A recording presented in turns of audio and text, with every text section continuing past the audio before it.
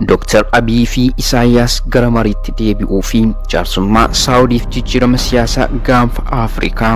Ministeerri muummee Itoophiyaa Dr. Abiy Ahmed fi pirezidaantiin Eertiraa Isaayyaas Afwerqi gara teessoo mariitti deebi'uu malu jedhuun mallattoolee shakkii ifoomsan mul'achaa jiru.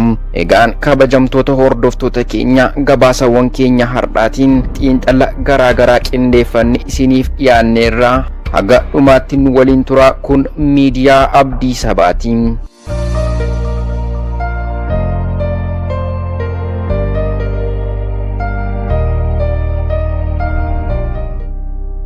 Haala kana keessatti biyyi jaarsummaa kana geggeessuuf carraa guddaa qabdu Saawud Arabiyaadha. Riyaad dhimma kanarratti ibsa ifaa baasuu baattus shaatil dippiloomaasii yookaan dippiloomaasii naanna'aa geggeessaa jirti.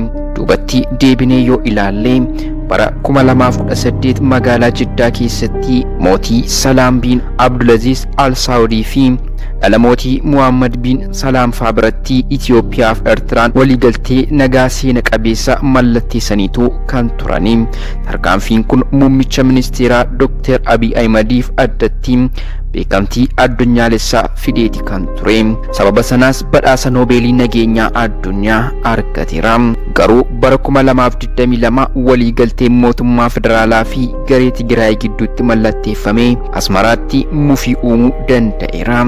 Gabaasni International Crisis Group yookiin ICG gurraandhala 18 bara 2026 ba'e akka akeekutti mufii Eertiraan waliigaltee Piriitooriyaa irratti qabduu fi muddamni galaana diimaa gaanfa Afrikaa gara waraana hamaatti oofuun isaa waan hin oolleef jaarsummaan Saawudii akka carraa dhumaatti ilaalamaati kan jiru. Dhimmoota galaana diimaa fi muddamni haaraa ammoo yaadannoo tibba kanaati. Ministeerri muummee Itoophiyaa Dr. Abiy Ahmed Itoophiyaan karra galaanaa argachuun dhimma jireenya diinagdee ta'urra darbee Itoophiyaadhaaf dhimma lubbuun jiraachuuf du'uuti jechuun yeroo adda addaatti ibsaniitu kan jirani.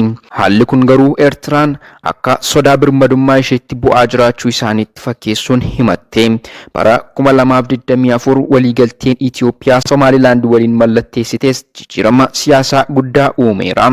Kun immoo hariiroo nageenyaa Eertiraan biyyoota naannoo waliin akka cimsattu taasiseera. Egaan gara Saawudiidhaa ammoo wanti jiru Riyaad karoora misooma guddaa Saawud Vision 2030 jedhu hojiirra oolchaa jirti. Karoora kana milkeessuuf tasgabbiin galaana diimaa biyyattiif baay'ee murteessaadha. Yoo Itoophiyaa fi Eertiraan walitti bu'iinsa haaraa keessa seenan fedhii diinagdee fi nageenya Saawudii irratti dhiibbaa guddaa qabaachuu malas jedhameera.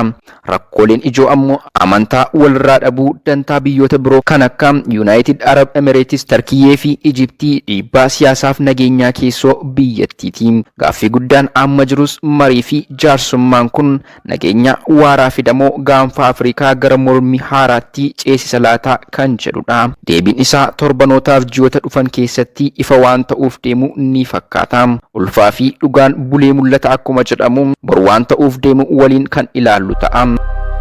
Kun miidiyaa Abdii Sabaati. Saba guddaa waan taaneef miidiyaa guddaatu nuuf mala.